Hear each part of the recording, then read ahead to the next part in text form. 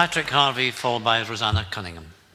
Deputy Presiding Officer, I'd like to echo the respect which has been shown to Margo Macdonald as the member in charge of this bill, as well as the respect which she offered to Jeremy Purvis. Both of these members over the years have moved this debate on significantly, and even if it's not the last word, I think that this chamber should thank them both.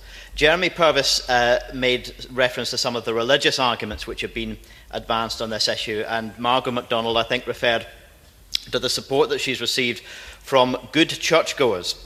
And of course we're aware that many in the churches have expressed their own view directly to Parliament about how the idea of assisted suicide fits or doesn't fit within their belief system. Now, I could stand here and make a speech about my own belief system and how it relates to the bill and the ideas it contains, but in a democratic institution, surely the point should be that Parliament should not privilege any one particular belief system and impose it on those who don't subscribe to it. Religious belief or subscription to a doctrine can be the basis of a person's moral life.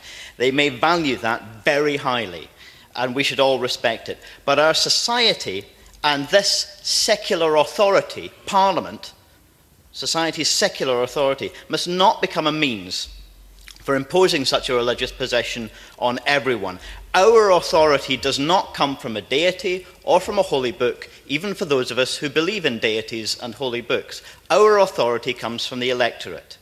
So I can only begin this argument with the principle that a life belongs to the person living it, and it doesn't belong to anyone else.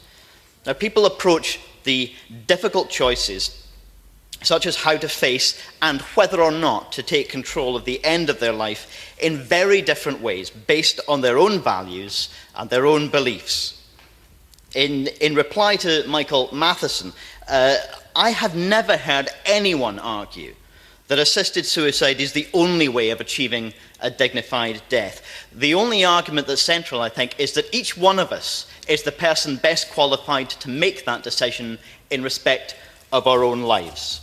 Now, on the principle of autonomy, the law, of course, is needed because sometimes people do make choices which wider society cannot tolerate. And generally, that is because of some harm inflicted on other people. Suicide used to be regarded in that way, not tolerated and not legal. That's no longer the case. We mourn a suicide.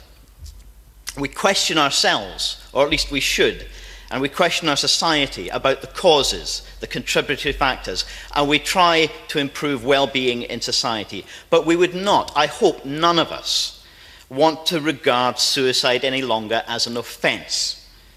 For any person to take control of the end of their own life on their own terms may be regretted, may be grieved over, may be distressing or traumatic for other people, but I cannot see why it should be criminal, even if that person needs to ask for help from someone willing to give it in a context of care.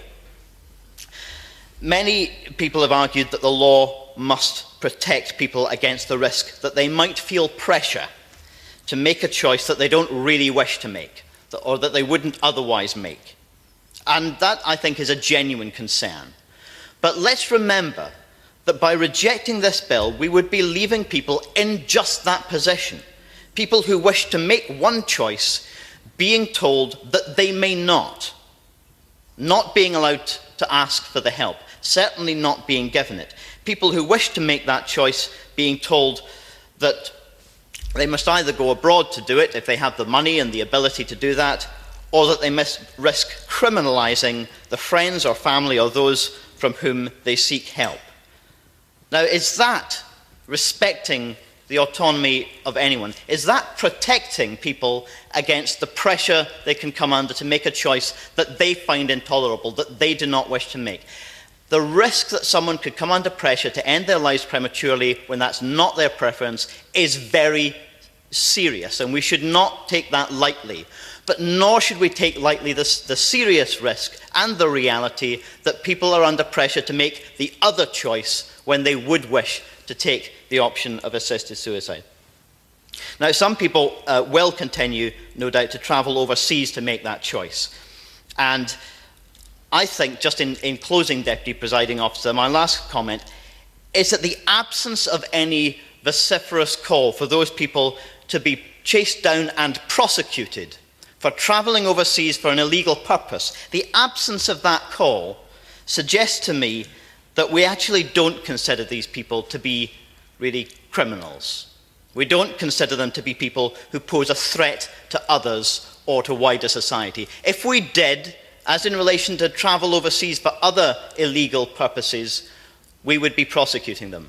We're not. Let's stop treating them as criminals. Let's recognise also that this is a vote on the general principles, and that if we want even to debate the detail and whether the safeguards should be amended, we should be supporting the general principles at decision time tonight, and I certainly will be.